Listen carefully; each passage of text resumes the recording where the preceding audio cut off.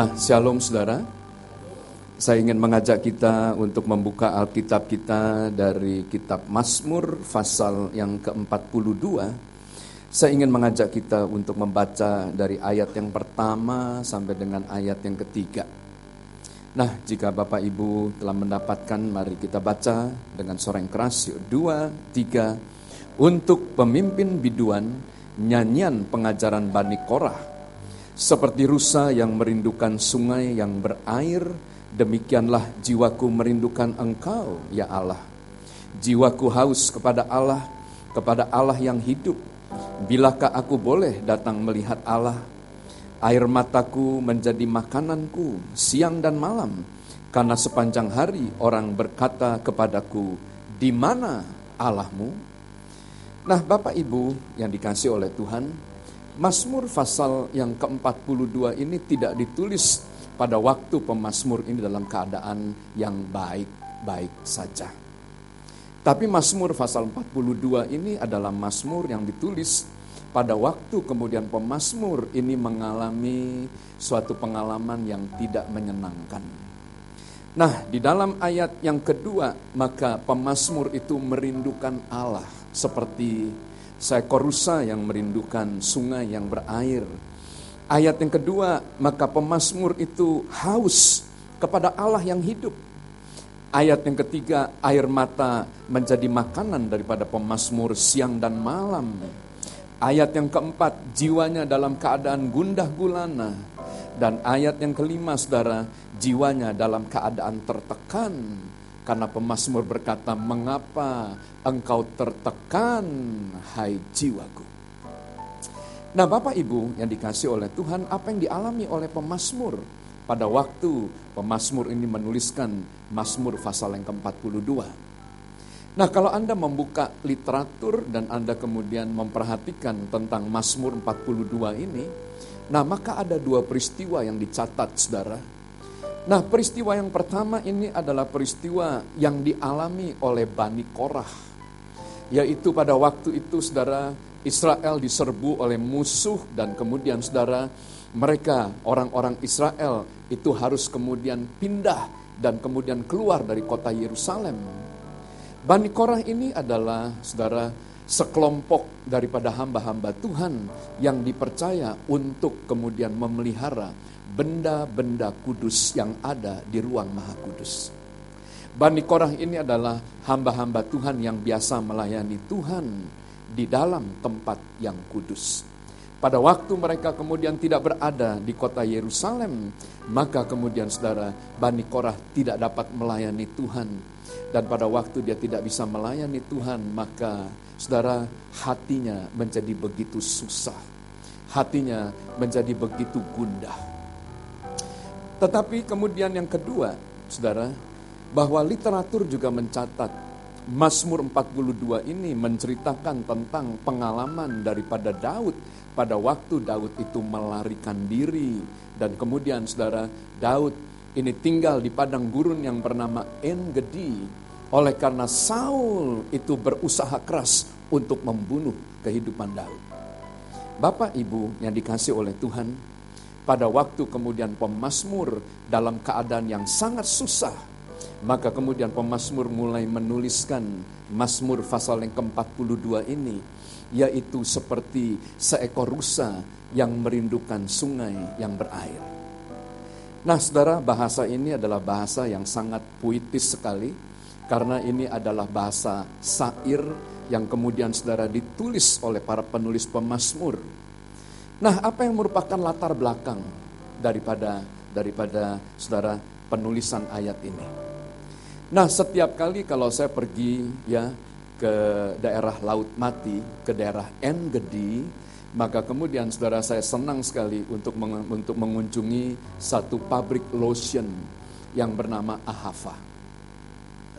Nah, saudara, ya, pada waktu kami kemudian pergi ke pabrik itu, nah maka kemudian tour guide mulai menjelaskan bahwa Ahava itu artinya adalah cinta. Nah, saudara, dari mana kata cinta ini kemudian, saudara, keluar? Dan bagaimana kemudian, saudara, orang-orang Israel, nah ini kemudian menggunakan kata Ahava sebagai arti daripada kata cinta. Nah saudara, mereka mulai mempelajari kehidupan daripada seekor rusa. Seekor rusa, saudara, dilahirkan hanya untuk satu tujuan, yakni rusa itu dilahirkan hanya untuk berlari. Jadi kalau Bapak Ibu menonton program National Geographic, maka kemudian saudara, untuk rusa maka disebut rusa itu born to run. Dia lahir untuk berlari. Keistimewaan daripada seekor rusa itu adalah kecepatannya dari 0 sampai 120 km per jam, maka rusa itu hanya membutuhkan waktu beberapa detik saja. Ya, nah, saudara, kekuatan daripada rusa itu luar biasa, dan rusa terkenal bukan hanya sebagai binatang pelari cepat, tapi rusa juga kemudian saudara binatang yang manuvernya itu luar biasa. Nah, satu-satunya binatang yang bisa menandingi kecepatan lari rusa itu adalah seekor cheetah. Tetapi saudara, cheetah tidak memiliki kuku ganjil seperti yang dimiliki oleh rusa. Di tengah-tengah lari, maka rusa itu bisa kemudian saudara memantulkan dirinya dengan cara kemudian menghentakkan kuku belahnya ke tanah, dan dia bisa melenting saudara kurang lebih itu 6-8 meter. Nah, waktu sekolah menengah saya ikut kemudian saudara dalam grup pelompat jauh. Jadi kalau Anda bisa lompat 4 meter saja saudara, itu sudah bagus. Tapi rusa yang kecil, satu lentingan itu 6-8 meter. Itu luar biasa. Dan pada waktu kemudian dia berlari, maka kemudian saudara manuver daripada rusa itu luar biasa. Dia bisa kemudian manuver ke kiri dan manuver ke kanan, sehingga binatang yang mengejar dia pada waktu Anda dalam keadaan cepat tidak gampang untuk kemudian tiba-tiba Anda belok kiri dan belok kanan. Nah, Bapak Ibu yang dikasih oleh Tuhan, tetapi rusa itu punya suatu kelemahan, yakni pelari cepat biasanya dia tidak punya stamina yang baik. Nah, mengapa seekor rusa itu bisa kemudian ditangkap oleh anjing liar atau wild dog? Karena anjing liar itu memiliki stamina yang luar biasa. Kecepatan larinya tidak seperti rusa. Kecepatan larinya itu hanya 60 sampai dengan 80 km per jam. Tidak seperti rusa yang sanggup sampai dengan 120 km per jam. Tetapi seekor anjing hutan itu memiliki saudara daya tahan, endurance, stamina yang luar biasa. Nah, apa yang dilakukan oleh rusa pada waktu kemudian saudara dia dalam keadaan yang sangat-sangat begitu letih dan lesu, maka seekor rusa itu akan berlari menuju ke sungai yang berair. Nah, mengapa seekor rusa itu kemudian mencari sungai yang berair pada waktu dia berlari? Karena sungai yang pertama itu adalah tempat perlindungan buat seekor rusa. Pengejarnya adalah predator yang merupakan saudara pemangsa yang ada di darat. Sehingga pada waktu seekor rusa itu masuk ke dalam air, maka pengejaran itu mulai berhenti. Dan air buat seekor rusa itu bukan hanya tempat perlindungan, tetapi pada waktu kemudian Anda berlari dengan cepat, maka percayalah saudara, detak jantung Anda itu makin cepat. Oleh sebab itu kalau Anda kemudian berlari di mesin treadmill, nah, maka kemudian ada alat pendeteksi jantung Anda. Di angka 135, maka kemudian saudara, mesin treadmill itu akan mati otomatis. Dan Anda kemudian disarankan untuk tidak berlari lagi. Mengapa? Karena kalau Anda terus berlari, maka detak jantung Anda itu akan makin cepat. Dan pada waktu detak jantung Anda itu makin cepat, saudara, darah akan dipompa ke seluruh penjuru daripada pembuluh darah Anda itu akan makin banyak. Dan di saat tertentu maka seluruh pembuluh darah Anda akan pecah dan rusa itu akan mati. Dan kemudian yang ketiga, saudara, pada waktu seekor rusa itu berlari dengan begitu cepat, maka kemudian suhu tubuhnya itu akan meningkat. Nah, oleh sebab itu pada waktu Anda berlari, nah saudara, Anda akan mengeluarkan keringat. Karena suhu tubuh Anda bertambah. Dan mengapa Anda lihat banyak pelari-pelari maraton yang kemudian mengalami dehidrasi dan kemudian kehilangan kesadarannya karena cairan tubuhnya itu makin berkurang oleh karena suhu panas yang ada di dalam diri manusia pada waktu kita berlari. Nah, jadi pada waktu seekor rusa mengalami, saudara, kenaikan suhu tubuh dan detak jantungnya yang begitu cepat, maka dia memerlukan, saudara, sungai yang berair. Yang pertama, dia akan memuaskan rasa hausnya karena dia berlari dengan begitu cepat. Dan yang kedua, dia berlindung daripada pengejar mangsa, daripada pemangsa yang mengejarnya. Dan yang ketiga, dia mendinginkan suhu tubuhnya. Dan kemudian dia menenteramkan jiwanya. Bapak, Ibu yang dikasihi oleh Tuhan, pada waktu seekor rusa mencapai titik stamina yang terakhir, maka rusa ini mengeluarkan suara seperti ini. Dia akan mengeluarkan suara ahaf, ahaf, dan ahaf. Pada waktu pemazmur mulai mendengar suara daripada rusa yang merindukan air, dan rusa ini mengeluarkan suara seperti itu, maka orang Ibrani mengambil suara daripada rusa ini sebagai kata cinta. Bapak Ibu yang dikasihi oleh Tuhan Yesus, ya. Pada tanggal 22 Agustus tahun 2015, saudara, saya tidak bisa lupa hari itu, oleh karena malamnya saya baru merayakan hari ulang tahun daripada anak saya yang paling kecil. Besok pagi-pagi saya mulai melihat handphone saya ada begitu banyak miss call. Dan kemudian, saudara, saya curiga dan kemudian saya telepon kembali ke Medan. Dan kemudian, saudara, staf saya berkata, Pak Bambang, Medan Plaza terbakar dengan api dan api menyala dari jam 1 pagi. Saya bertanya kepada staf saya, sampai di mana api itu kemudian mulai menjalar? Maka kemudian staf saya berkata, sampai lantai 3, Pak. Saya masih berpikir begini, aman karena kita ibadah di lantai 6 dan lantai 7. Bapak Ibu yang dikasihi oleh Tuhan, jam 10 pagi saya ada pelayanan dan saya ada di Jakarta pada waktu itu. Maka kemudian saya mempersiapkan diri untuk pergi pelayanan. Tapi jam 8 pagi, Wali Kota Medan kemudian telepon saya dan berkata, Pak Pendeta Bambang, atas nama pemerintah Kota Madya Medan, maka kami minta maaf yang sebesar-besarnya. Kami tidak berhasil menguasai api yang ada. Dan api itu sudah kemudian sampai ke lantai 7. Habis. Pada waktu kemudian, saudara, kami bertemu dengan tim. Maka kemudian kita bicara tentang kebakaran yang ada di Medan Plaza. Dan kemudian salah satu tim musik berkata, Pak Bambang, sekalipun Medan Plaza itu habis terbakar, maka percayalah speaker dan sound system kami itu akan masih tetap tinggal. Karena saudara, semua sound system itu kita gantung, ya, kita gantung di plafon. Bapak Ibu yang dikasihi oleh Tuhan, kita baru saja membeli sound system dengan harga 4,5 miliar rupiah. Saudara, apa yang terjadi pada waktu kemudian api itu memakan sound system itu? Maka percayalah, saudara, ya, nilai yang 4,5 miliar itu, kemudian nolnya gelinding semuanya. Karena api itu kemudian membakar habis semuanya. Dan kemudian itu menjadi arang dan tidak bisa dipakai lagi. Semua habis.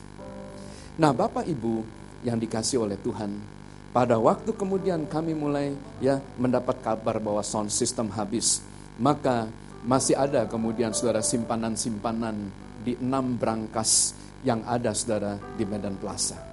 Kita sedang membangun, maka dibutuhkan dana tunai untuk kemudian membayar tukang-tukang dan lain sebagainya. Saudara, pada waktu kita beli lemari besi ini, maka pada waktu kita beli disampaikan bahwa lemari besi ini fireproof. Tapi tidak diberitahu berapa jam. Lemari besi ini tahan api. Dan api itu kemudian, saudara, membakar Medan Plaza 36 jam. Dan apa yang terjadi? Pada waktu kemudian, saudara, peti besi itu dibuka, Nah, maka kemudian saudara, ya, bagian keuangan bersukacita. Nah, kenapa? Karena uang dolarnya, nah uang rupiahnya, nah masih utuh, saudara. Tetapi apa yang terjadi? Nah, begitu kemudian diambil keluar, maka itu semuanya, saudara, seperti abu yang merotol semuanya. Kenapa? Karena panasnya luar biasa. Nah, ada kemudian perhiasan-perhiasan emas yang dipersembahkan kepada gereja. Nah, maka kita tidak bisa lihat bentuknya lagi, Pak. Sekalipun itu di dalam peti besi. Nah, maka kemudian, saudara, emas dengan kemudian tempatnya yang plastik campur jadi satu, Pak Herman. Itulah panasnya yang luar biasa. Nah, dalam keadaan yang seperti itu, saudara, dalam keadaan yang tidak baik, maka kemudian, saudara, saya harus berkhotbah. Dan saudara, pada waktu saya mulai berdoa kepada Tuhan, maka kemudian Tuhan memberikan Mazmur 42 ini. Nah, sehingga kita bisa berkata, seperti rusa rindu sungaimu, jiwaku rindu Engkau. Kaulah Tuhan hasrat hatiku, ku rindu menyembahmu.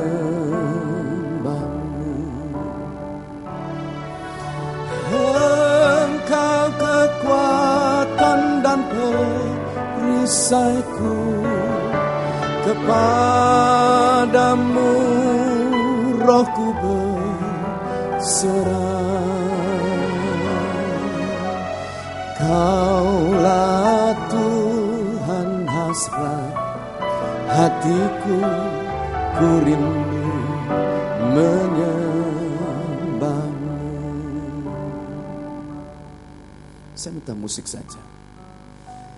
Nah, selesai saya melayani, maka kemudian kita pergi makan siang.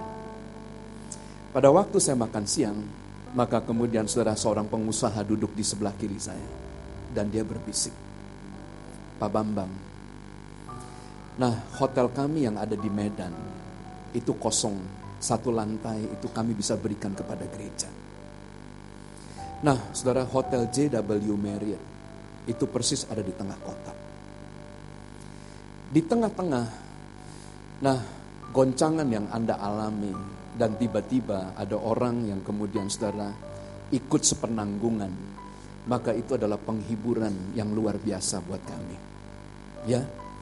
Nah, saya tidak bisa berkata apa-apa. Saya hanya berkata, terima kasih Pak, nanti kita akan pikirkan kembali. Karena saya belum bisa ambil keputusan. Nah, pada waktu saya pulang ke Medan, nah maka kemudian saudara, tawaran itu mengalir. Bukan hanya dari orang Kristen saja, tapi dari orang yang non-Kristen juga mengalir, saudara, dari orang-orang yang beragama. Pak, saya punya gedung. Nah, Telkom hanya pakai 1 lantai. 1 lantai lagi kosong. Bapak boleh pakai. Pemilik daripada Medan Fair juga berkata, itu pemiliknya adalah orang saudara. Pak, kami kasih 1 lantai kepada gereja dan gereja boleh pakai gratis. Saudara, saya merasa kemudian saudara dikuatkan dengan kemudian tawaran-tawaran seperti itu. Tetapi pada waktu saya ingin mengambil keputusan, Mazmur 42 ini sangat mengganggu. Nah, kita sedang membangun 1 rumah yang ada di Sumatera Resort. Jaraknya 1/2 jam dari kota, karena sudah ada di pinggir kota. Ya, nah kemudian gedung-gedung ditawarkan kepada kami, itu semuanya letaknya di prime area. Tempat di mana saudara, ya, nah sarana angkutan umum itu begitu mudah diakses. Nah saudara, saya dihadapkan pada pilihan, nah memilih tempat-tempat yang baik seperti ini, atau kemudian kita kembali untuk membangun rumah Tuhan yang ada di Sumatera Resort. Nah rumah Tuhan yang di Sumatera Resort itu bangunan yang dibangun di akhir tahun 70-an. Semuanya dalam keadaan ketinggalan saudara, gedung-gedungnya sudah tua. Nah Pak Gunawan tahu itu, Nah, fasilitasnya sudah tua semuanya. Nah, kemudian kami bandingkan dengan tempat-tempat yang ditawarkan kepada kami. Dan kami hanya berkata, wow, begitu. Nah, saudara dikasih oleh Tuhan, pada waktu kemudian saya mulai membaca Mazmur pasal 42, ayat yang keempat.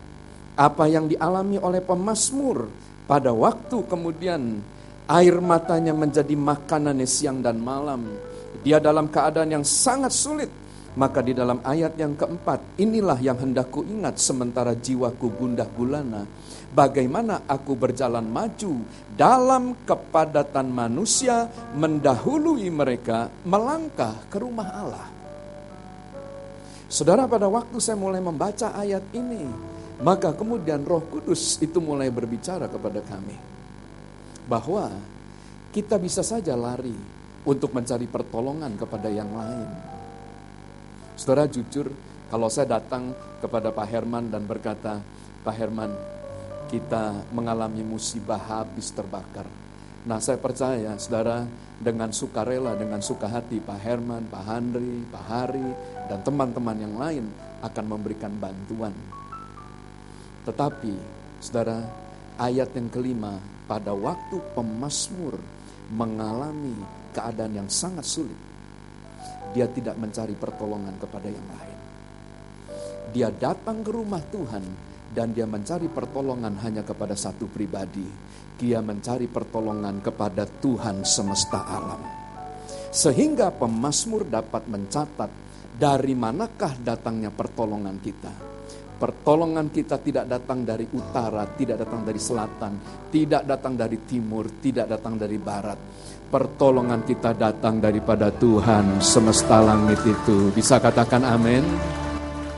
Seperti rusa rindu sungaimu, jiwaku rindu Engkau. Kaulah Tuhan hasrat hatiku, ku rindu menyembahmu. Engkau kekuatan dan perisaiku, kepadamu rohku berserah. Kaulah Tuhan hasrat hatiku, ku rindu menyembahmu.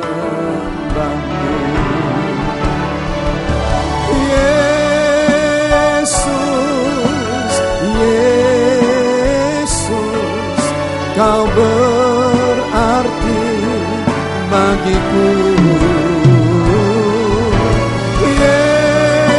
Yesus, Yesus, Kau segalanya bagiku. Saudara, percayalah, kalau Anda mengalami musibah, maka Anda akan mengalami seperti apa yang dialami oleh pemazmur. Nah, di tengah-tengah goncangan-goncangan yang ada, maka Anda akan mengetahui siapakah kawan Anda dan siapakah lawan Anda.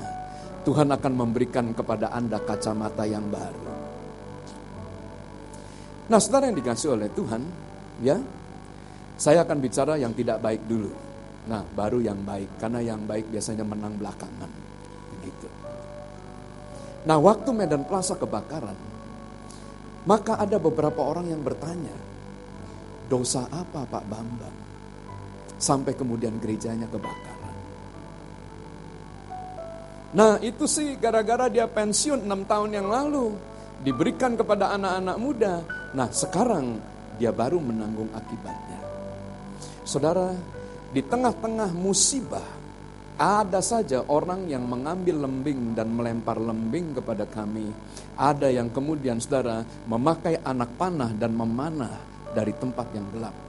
Bahkan ada pendeta yang kemudian berani posting di Facebooknya bahwa inilah penghakiman dan penghukuman atas gereja Tuhan yang ada di Medan. Anak-anak saya pada waktu melihat posting seperti itu, tidak bisa terima, saudara. Dan jangan lupa, di Medan itu jemaatnya banyak, Pak, pengerjanya banyak. Dan waktu mereka kemudian lihat, mereka berkata kepada saya, bagaimana kalau kemudian, ribuan orang kita serbu. Dia punya kemudian, dia punya Facebook kita penuhin dan jam. Saudara yang dikasih oleh Tuhan, maka saya kumpulkan anak-anak. 2 anak saya panggil ke kamar saya, dan istri saya panggil ke kamar. Dan kemudian saudara, saya bicara di kamar. Saya berkata begini, Kak, Dek, jangan marah. Bukan kita gak boleh marah, tetapi kita tidak beribadah kepada Tuhan yang seperti itu. Kita gak beribadah kepada Tuhan yang kalau ngambek menghukum, kalau ngambek kemudian skorsing. Kita gak ibadah kepada Tuhan seperti itu. Tuhan yang kepadanya kita beribadah adalah Tuhan yang seperti ini. Roma 8:28 mencatat bahwa kita tahu sekarang Allah turut bekerja dalam segala sesuatu hanya untuk satu perkara, mendatangkan kebaikan buat kita semuanya. Bisa katakan amin? Bisa katakan amin? Bapak Ibu yang dikasih oleh Tuhan, saya katakan kepada anak-anak saya, apa yang diperguncingkan dalam dunia maya itu bukan Allah kita, itu Allah mereka. Kita gak perlu pusing dengan hal yang seperti itu. Amin. Bapak Ibu yang dikasih oleh Tuhan, saya sangat diberkati dengan pembicaraan saya dengan kepala daripada ahli forensik yang ada di Polresta Medan, seorang AKBP Marga Huta Barat. Pada waktu saya bertemu dengan beliau katakan begini, Pak Pendeta, saya adalah lulusan daripada Fakultas Kimia dan saya adalah doktor dalam bidang kimia. Oleh sebab itu saya dipercaya oleh kepolisian untuk menjadi kepala forensik. Dan dia katakan begini, api itu punya identity. Karena api tidak mungkin bisa jalan begini. Kalau api jalan begini ada rekayasa. Karena api sifatnya selalu dia akan naik ke atas. Dia tidak pernah turun ke bawah. Kalau Pak Pendeta kemudian ambil korek api, dan Pak Pendeta kemudian nyalakan korek api, maka api selalu akan mencari jalan untuk naik ke atas. Kalau Pak Pendeta kemudian coba turunkan api itu ke bawah dan Pendeta tekan supaya api itu ke bawah, maka percayalah api itu akan terus mencari jalan untuk naik ke atas. Saudara, pada waktu kemudian saya mendengar perkataan daripada seorang AKBP ini, saya mengerti bahwa dengar, saudara, Tuhan tidak pernah memiliki rancangan kecelakaan atas Anda. Kebakaran tidak bisa kemudian membuat orang itu menjadi habis. Musibah tidak akan mungkin bisa menjadi orang itu habis. Karena Alkitab berkata, 7 kali orang benar jatuh, 7 kali dia akan bangun. Api akan membawa kita untuk naik ke atas dan bukan turun ke bawah. Amin. Anda boleh mengalami goncangan apa saja. Dan kalau Anda mengerti Alkitab, maka Alkitab berkata begini, Tuhan akan menggoncang langit, bumi, laut, dan darat. Apa yang terjadi pada waktu goncangan itu terjadi? Maka pada waktu goncangan itu terjadi, maka berkat yang berlimpah-limpah itu akan mengalir ke dalam rumah Tuhan. Bisa katakan amin. Itulah hidup. Pada suatu hari, maka Tommy Tenney, saudara, bertemu dengan saya di Kansas City yang ada di Amerika. Saya pembicara pertama di WME, di World Mission Evangelism, ya. Saudara, hari kedua pembicaranya adalah Mike Bickle. Dan kemudian hari yang ketiga Tommy Tenney. Saudara, pada waktu saya ada di sana, dia telepon saya dan berkata, Pak Pendeta Bambang, saya mau ketemu dengan Anda. Saya berkata, sorry, karena saya ada di airport dan kemudian saya siap untuk kembali ke Indonesia. Dan kemudian Pastor Tommy Tenney berkata, saya mau ke Singapura dan gimana kalau kita ketemu di Singapura atau saya ke Medan. Saya bilang, you datang ke Medan dan kita ketemu. Saudara, pada waktu kita bertemu, maka Tommy Tenney berkata begini, saya dapat firman Tuhan buat Anda. Nah, saya melihat kasih karunia Tuhan itu luar biasa atas hidup Anda. Tetapi dengar baik, Weaver tidak pernah jalan sendirian. Weaver selalu berjalan dengan sahabat setianya yang bernama jealousy. Waktu Anda diangkat tinggi oleh Tuhan, tidak semua orang akan kemudian saudara bersuka cita bersama dengan Anda. Tetapi ada orang-orang yang tidak bersuka cita pada waktu Anda berhasil dan Anda beruntung. Itulah hidup. Di tengah-tengah goncangan yang luar biasa, maka percayalah, di balik goncangan yang luar biasa, ada berkat juga yang luar biasa. Kalau goncangannya biasa-biasa saja, maka berkatnya biasa-biasa. Sehingga kalau Anda mulai mengalami goncangan-goncangan yang luar biasa, bersyukurlah, karena di balik goncangan itu ada berkat yang luar biasa. Bisa katakan amin? Yesus, Yesus, Kau berarti bagiku. Yesus, Yesus, Kau segalanya bagiku. Kau segalanya bagiku.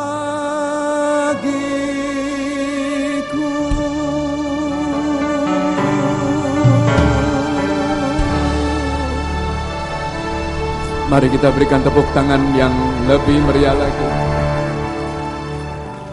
Nah, Bapak Ibu yang dikasihi oleh Tuhan, pada suatu hari, di rumah Pak Hari saya bertemu dengan Pak Darpito yang merupakan mantan Pangdam Jaya. Saudara, dia bersaksi bahwa pada suatu hari setelah beliau latihan menembak, ada kemudian seorang pengusaha yang datang dan bertemu dengan beliau sambil meneteskan air mata. Dan pengusaha ini berkata, "Jenderal, usaha saya habis. Kekayaan saya habis dan saya bangkrut." Dan saudara, pengusaha ini menangis terseduh-seduh pada waktu itu. Pak Darpito tidak tahu mau lakukan apa. Dan dia tidak tahu mau bicara apa. Tapi tiba-tiba Tuhan beri hikmat kepada Pak Darpito. Dan kemudian saudara, Pak Darpito bertanya, "Sebentar, jangan menangis dulu, berhenti dulu sebentar. Pada waktu Bapak kehilangan kekayaan, pada waktu Bapak kehilangan segala yang Bapak bangun, maka Bapak menangis seperti ini. Tapi saya mau bertanya, pada waktu Bapak meninggalkan Tuhan, apakah Bapak juga menangis seperti ini?"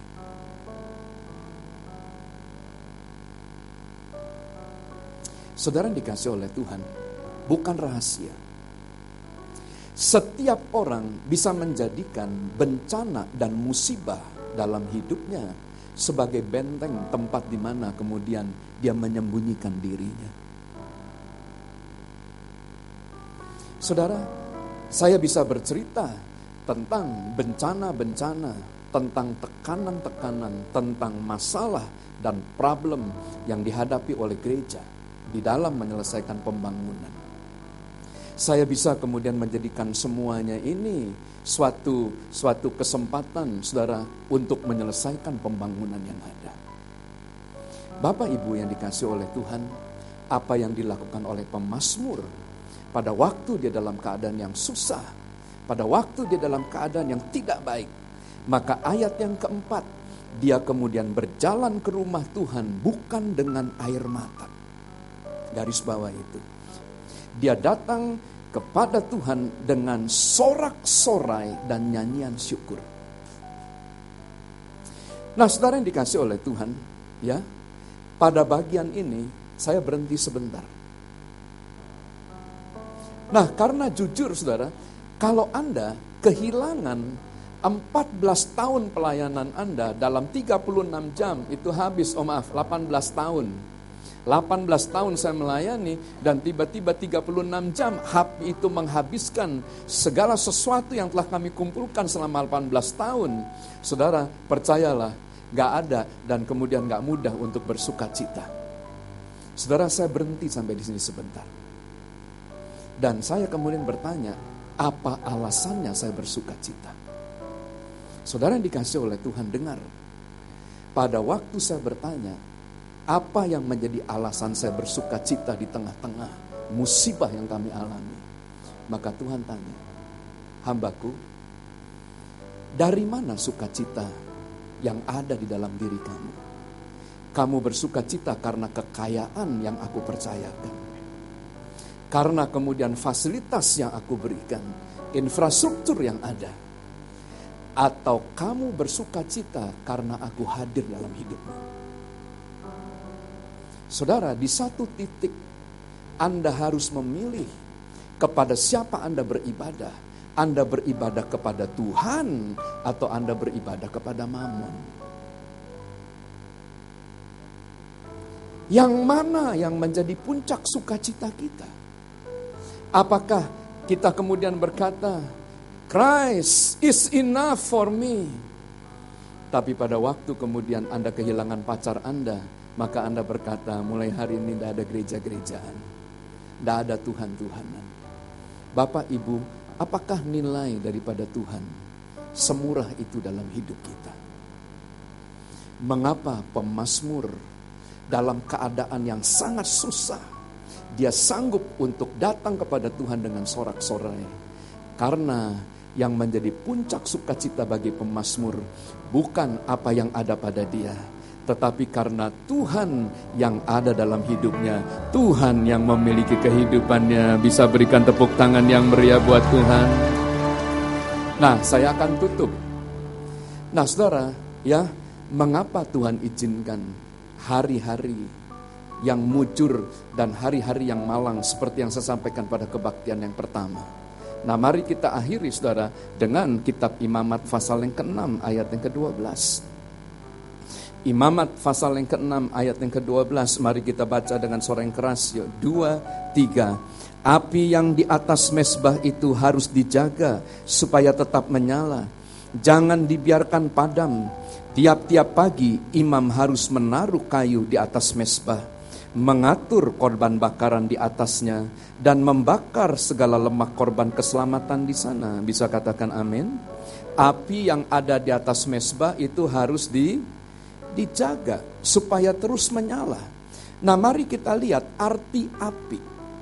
Mari kita buka Kidung Agung pasal 8 ayat yang ke-6.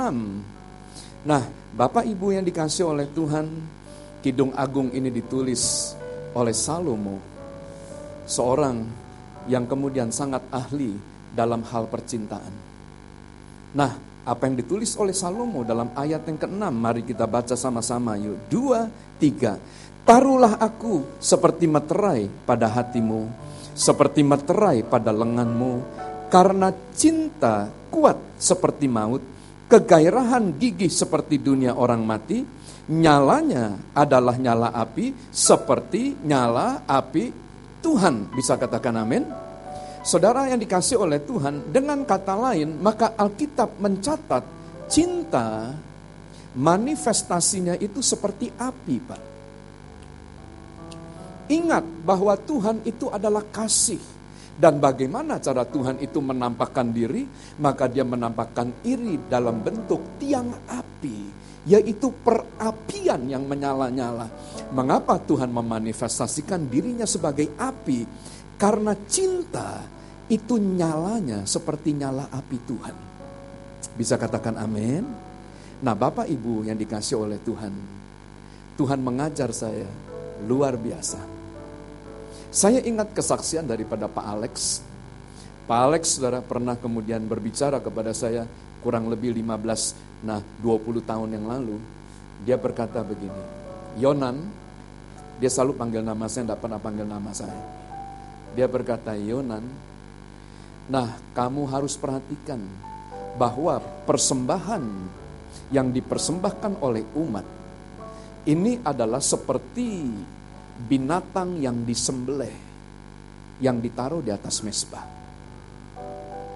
Nah, kalau binatang yang disembelih itu tidak dibakar dengan api, maka baunya adalah kejijikan. Baunya akan berbau busuk. Tetapi apa yang terjadi bila kemudian binatang yang disembelih itu, nah kemudian dibakar oleh api dari bawah, maka baunya itu akan baunya harum di hadapan Tuhan. Alkitab berkata bahwa kita harus menjaga api. Apa arti api? Api itu artinya adalah cinta. Bapak Ibu yang dikasih oleh Tuhan, dengar. Anda boleh persembahkan apa saja di hadapan Tuhan. Anda boleh persembahkan Lamborghini Anda. Anda boleh persembahkan mansion Anda. Anda boleh persembahkan apa saja.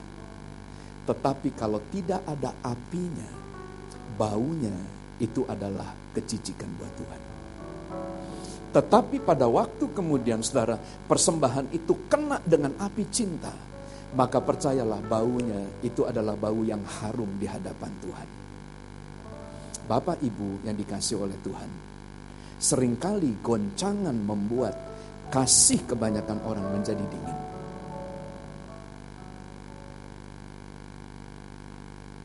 Nah, hari ini, saudara mungkin Anda mengalami goncangan seperti yang saya alami. Tapi jangan izinkan goncangan-goncangan membuat kasih kita itu menjadi dingin. Karena pada waktu kasih ini menjadi dingin, Anda boleh persembahkan apa saja. Maka tidak ada persembahan itu yang bisa naik ke tahta Tuhan. Satu-satunya yang bisa membuat persembahan Anda itu kemudian menyenangkan hati Tuhan. Pada waktu kemudian Tuhan mencium bau persembahan Anda. Pagi ini, ada berapa banyak Anda yang ingin mengasihi Tuhan lebih dan lebih lagi? Yang mau, mari saya undang untuk bangkit berdiri. Seperti rusa rindu sungaimu, jiwaku rindu Engkau. Kaulah Tuhan hasrat hatiku, ku rindu. Engkau kekuatan, Engkau kekuatan dan perisai. Kepadamu rohku berserah. Kaulah Tuhan hasrat hatiku, ku rindu. Mari panggil nama Yesus. Yesus, Yesus, Kau berarti bagiku. Yesus, Yesus, Kau segalanya bagiku. Yesus, Yesus, Kau berarti bagiku. Yesus, Yesus.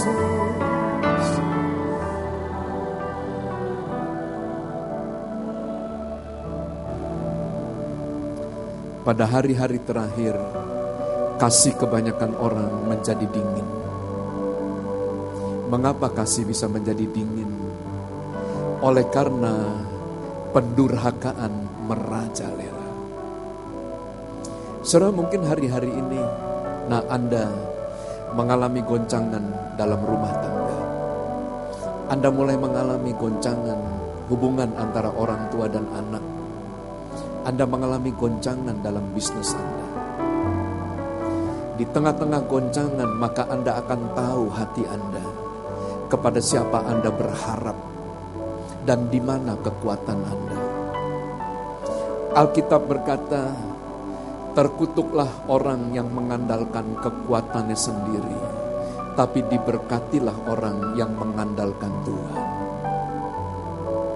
Nah, hari ini, kalau Anda tahu bahwa kasih yang Anda miliki sudah makin dingin, Anda merasa dingin dengan pasangan Anda merasa dingin dengan pekerjaan Anda merasa dingin dengan pelayanan Anda. Nah, hari ini, mari datang, bukan datang dengan air mata, dengan ratap tangis. Dengar ya, ratap tangis dan air mata tidak bisa menggoyangkan surga. Yang bisa menggoyangkan surga adalah iman Anda. Nah, oleh sebab itu, ya, singkirkan semua yang ada. Datang dengan korban ucapan syukur. Bersyukurlah untuk apa yang terjadi. Mengapa? Karena kita beribadah kepada Allah yang selalu turut bekerja untuk mendatangkan kebaikan. Dia tidak pernah punya rancangan kecelakaan. Dia tidak pernah punya rancangan yang kemudian yang buruk atas kita. Mari saat ini, ambil waktu. Bukan untuk menangis di hadapan Tuhan. Bukan untuk meratap di hadapan Tuhan. Meminta belas kasihan. Tapi kita datang dengan ucapan syukur. Oh, rabataka ya ralamataka ralamatu ralabarabarabarabara. Yes. Katakan, mengapa engkau tertekan hai jiwaku. Pujilah Tuhan. Yes.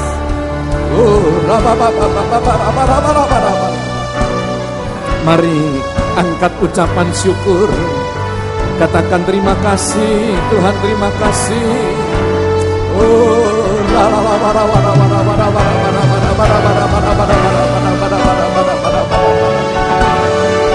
We give you thanks. Mari bersama-sama. Yesus, Yesus. Saya undang hambanya Pak Herman. Kau